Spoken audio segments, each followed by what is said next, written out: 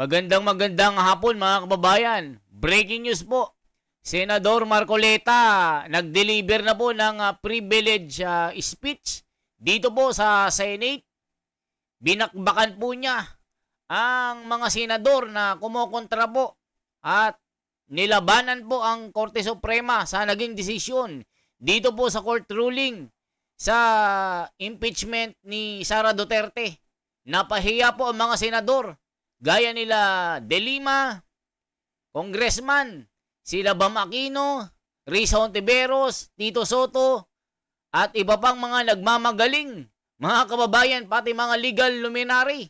Dito po, ipapaliwanag po ni Senador Marcoleta bakit sundin at igalang ang naging desisyon na ito. Nako po, nasupalpal lahat ng mga nagmamagaling mga kababayan. Ito na po, pakinggan nyo po. Pwede po ba nating makita yung slide, ano yung sinasabi po ng Constitution?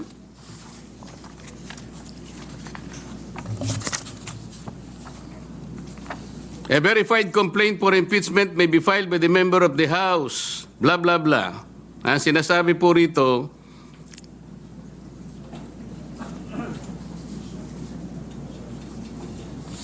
iba yun. Hindi po yun. Sorry po.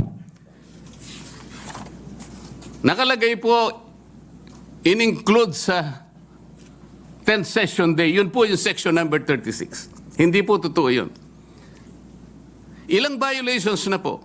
Kanina po, in-archive po yung tatlong violations. Hindi po ni-refer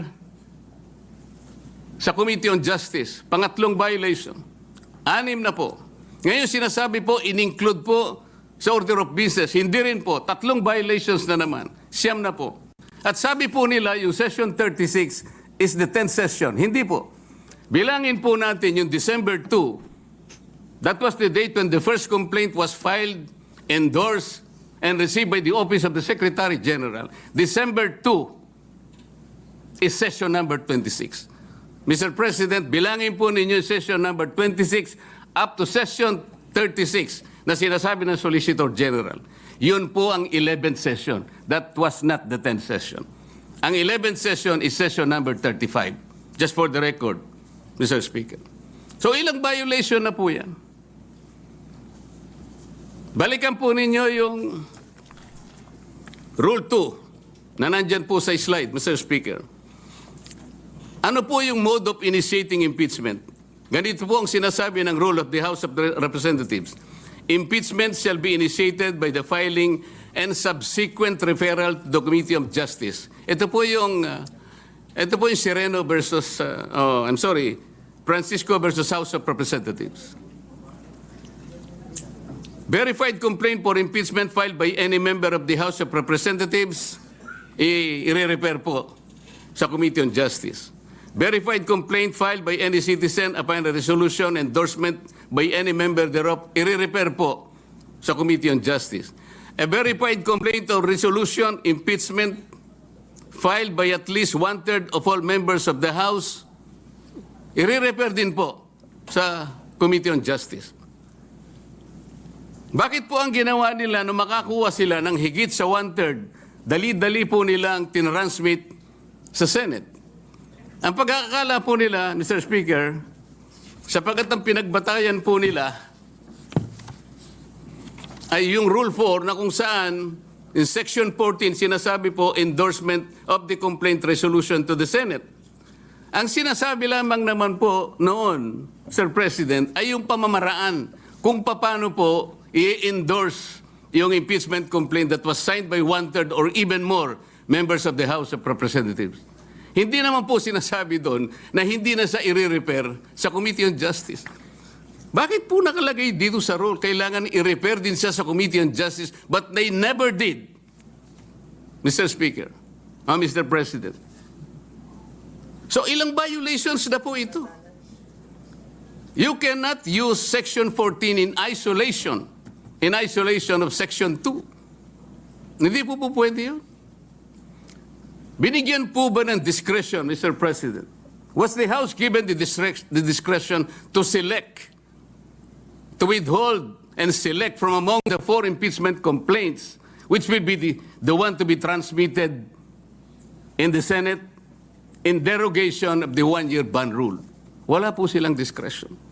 Kung sila po mismo ay hindi sumusunod sa tuntunin, bakit po ngayon ay napakarami pong nagsasalita na parang akala mo ay ang Supreme Court pa ang nagkasala, ang nagkamali. Samantalang ito po, napakasimple po ng tuntunin, hindi kailanman sinunod.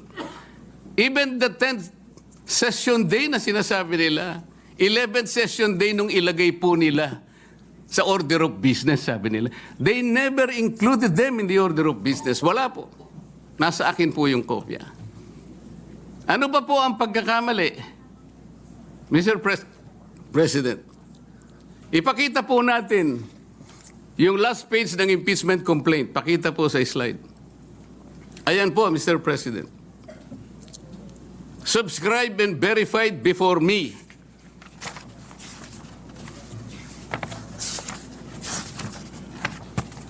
Sabi po ng Secretary General. Saan ba yung kopya ko rito? Pahiya sila Pangilinan dito, mga kababayan.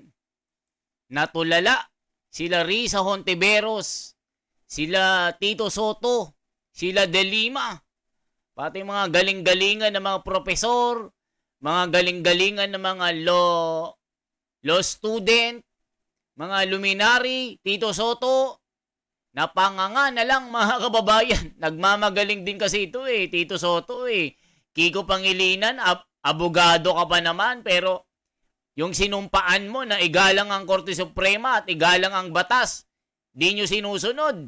Itong mga bamakino na ito, pati mga galing-galingan ng mga senador na ang bobobo naman, mga kababayan.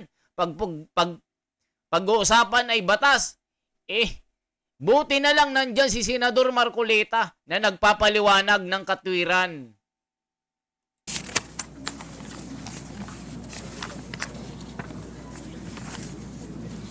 Subscribe and verified before me on this blank day of February 2025. Wala pa pong date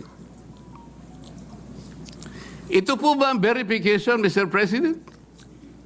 Hindi po. Ang verification po ay nakasaad po sa mismong tuntunin ng House of Representatives. Balikan po natin ang Section 3. Ano po ang sinasabi?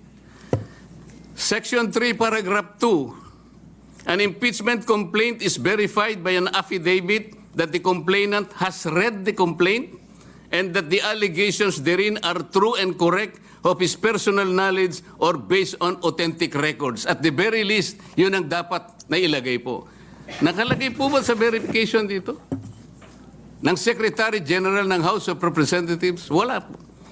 Ito po'y parang jurat lang sa isang affidavit. Sinasabi lamang po dito, kilalan niya yung nagsipirma sa isang dokumento na ang dokumento ay naglalaman ng 32 pages. This is not the verification required under the rules of impeachment by the House of Representatives. Ang totoo po, kung balikan po natin ang Section 14, nandyan po sa slide. Isinulat na po sa tuntunin kung ano po ang dapat kopyahin nila para magkaroon ng tunay na verification. Hindi pa po nila kinopya. Mr. President, ito po yung contents ng verification na dapat sana yun ang nilagay nila sa complaint.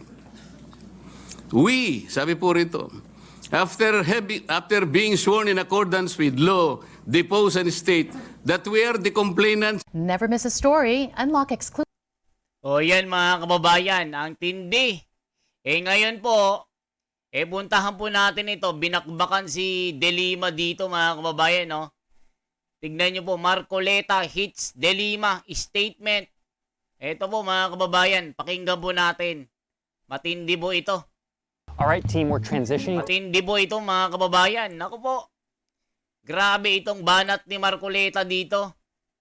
Tignan po natin ang banat ni Marcoleta. Naku po, napahiya at napaiyak na lang si De Lima dito, mga kababayan.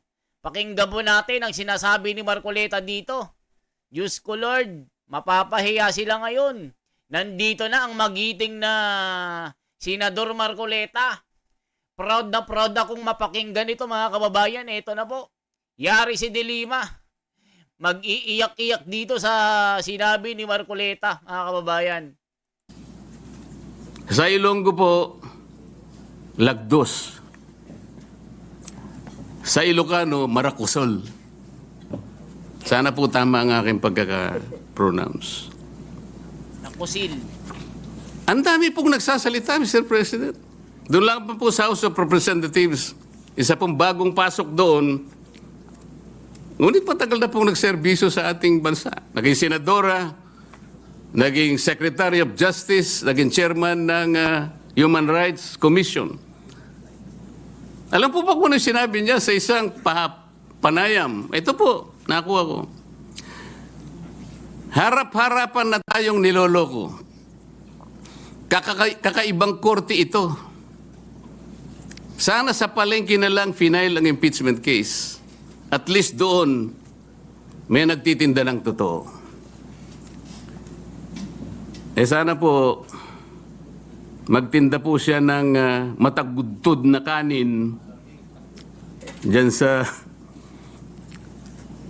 Samar. Baka may bibili kaya. Pwede kaya siyang pumunta dyan sa Pampanga po para magbenta ng magadto na kanin. Kung may bibili, baka sakali. Pumunta kaya sa Panay para magbenta ng lagdos na kanin. Wala po siguro, Mr. President. Baka ngayon dagan dingding, hindi pa patusin eh. Huwag pong ganun. Ang dami na pong nagsipagsalita. Samantalang hindi po nila nakita. Ang dami, kayo po nagsimula ng mali. Hindi naman po sinasabi ng Korte Suprema na kailanman ay huwag kayong mag-impeach. Huwag na kayong mag-file. Ayusin nyo lang po eh. Yun lamang po ang gustong mangyari dito. Ayusin nyo. You want to impeach the Vice President, do it in the right way. Hindi naman po tinignan ng merito eh. Ang sinasabi yung proseso, hindi po nyo sinunod eh. Sinasabi na nga, walang impeachment complaint bukod sa isa. Laban sa isang opisyal sa loob ng isang akalain mo namang 4 po kagad ang ipinay. Pagkatapos yung 4, i-consider mo na isa. Hindi naman po yata tama yun, Mr. President.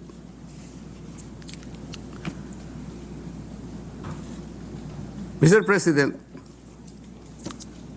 gusto ko pong basahin isang parte ng official statement of the Integrated Bar of the Philippines and the Supreme Court's decision in Duterte versus House of Representatives, August 1, 2025. And I quote, "Disagreement with the court's reasoning is neither unwelcome nor unexpected. Dissent is not foreign to a democracy. It is essential to its survival.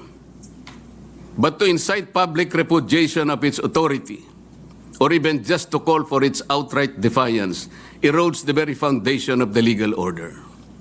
Such actions disturb the equilibrium of powers and imperil the integrity of our democratic institutions, especially when appropriate legal remedies remain available within the framework of our constitutional system.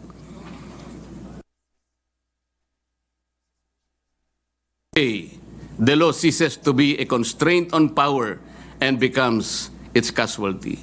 The Constitution does not require agreement. It demands adherence." Ang sinasabi po ng mga ibang kasama natin, magpapile pa naman ng motion for reconsideration. Bakit hindi natin hintayin? As I said, Mr. President, if you are a practicing lawyer worth your salt, you are confronted with the unanimous decision of the Supreme Court. In a firm voice, it says this is unconstitutional, void ab initio, violative of due process, and the Senate never acquired jurisdiction over this. And it is immediately executory. Parang sinasabi niya sa'yo, wala ka ng room mag-file niyan. Is anyone expecting that even one soul of the members of the Supreme Court will reverse himself? We cannot defend our action Mr. President, on the fortunes of litigation. Naalala ko pa nga po doon sa kaso ng Francisco versus House of Representatives. The former Chief Justice, Renato Puno, in his separate concurring opinion, naalala ko po ang sabi niya, with the possibility of 2 impeachment complaints reaching the Senate, the good Chief Justice said that the Senate, in the exercise of its primary jurisdiction, can decide the question of whether or not the 1-year bar rule has been violated or not. The Senate can even decide if on its face the impeachment complaint has no legal basis. At ang sabi pa po niya doon, Francisco versus House of Representatives, sabi pa niya ron if the Senate finds that the 1-year bar rule is violated or that the impeachment complaint has no legs to stand on, that will be the end of the entire controversy. He was saying that let's give all the remedies available to the House and the Senate because of their primary jurisdiction. But when the case is ripe for judicial determination, it was the view of the former Chief Justice that the Supreme Court at that time Never miss a O yan, mga kababayan, di ba? Nakatikim sila ngayon ng matinding explanation kay Senador Marcoleta. Nakita nyo naman, mga kababayan, paano mag-lecture itong si Senador Marcoleta. Wala na ngang jurisdiction ng Kongreso, wala nang jurisdiction ng Senado. Nagpipilit pa sila. Si De Lima, pinakain ng pulbura, pinakain ng pulburon, pinahiya ni Marcoleta, Pangilinan. Si Larissa Ontiveros ay hindi naman abogado. Di ba, napahiya lahat sila kay Marcoleta. Isipin nyo, mga kababayan, ganyan ang magpaliwanag. Abogado, hindi gaya ni Senador Soto na feelingero. O ngayon kayo magsalita na meron kayong katapat na abogado gaya ni Senador Marcoleta na isang Iglesia ni Cristo. O ngayon, supalpal kayo, tameme. Tameme si De Lima, si Tito Soto, Pangilinan. Ngayon, nagmukha kayong mga tangat, mga bobo ngayon. Nagmukha kayong mga grade 1. Nilekturan kayo ni Senador Marcoleta. O kaya, mga kababayan, i-share po natin itong video na ito. I-like po natin. At ako po si The Wonders Philippines. Mabuhay po.